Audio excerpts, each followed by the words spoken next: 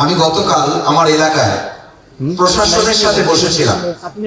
তারা আমাকে তথ্য দিল পুরো বছরে যত মাদক বিক্রি না হয়, রমজানের শেষ দশকের শেষ দিন অর্থাৎ ঈদের আগের এবং পরের দিন মিলে 3 দিনে সারা বছরে যা বিক্রি হয় তার চেয়ে ঈদের ওই 3 দিনে বেশি মাদক বিক্রি হয়। কেন বিক্রি হয় কেন জানেন?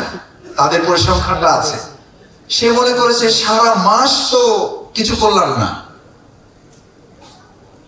সারা মাস তো ইবাদতবন্দি করেছি, সুতরাং এখন ঈদের দিন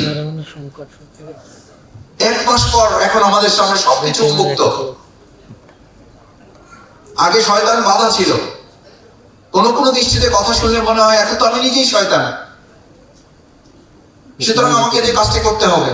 বিশ্ববিদ্যালয়ে আমি এটা খেয়াল করেছি, রোজা রেখেছে, সবকিছু থেকে মুক্ত, সিগারেট পকেটে নিয়ে বসে আছে, কি বলছে ভাই শুধু আজানটা দিব, পানি খাবো, সাথে সাথে এটা যদি না খেতে পারি তাহলে তো মাথা ঠিক থাকবে না। এই রোজা আমাদের জীবনকে কি উপলব্ধি তৈরি করছে।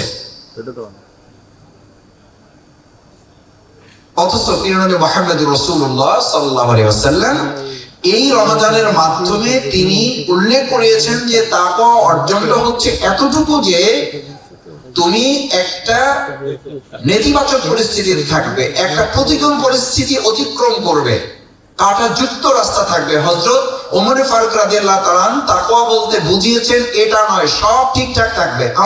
আমরা কেউ কেউ মাঝে মধ্যে বলে থাকি ভাই এটা কেন হলো, মাসুদ ভাই বুঝবেন না, এটা পরিস্থিতির শিকার, এটা কেন হয়েছে পরিবেশের কারণে হয়েছে, এটা কেন করেছেন না করলে চলতো না, বুঝবেন না আপনারা, সব এগুলো বুঝবেন না, আপনারা সব পরিস্থিতি সম্পর্কে আপনাদের ধারণা নাই ভাই, আমাদের জায়গায় আসেন বুঝবেন।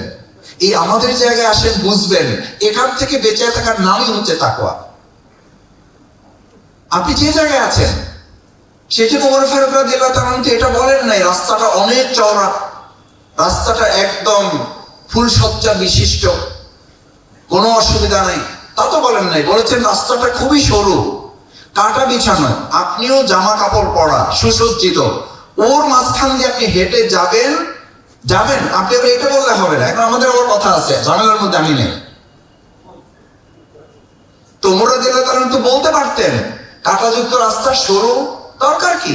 এটা আমার প্রিন্সিপাল বলেছেন, আমার মাদ্রাসার প্রিন্সিপাল এই তাকওয়ার কথা বলতে গিয়ে বলছে যে মাসুদ যদি আজকের যুগে কোনো ওমরকে এই কথা জিজ্ঞেস করা হতো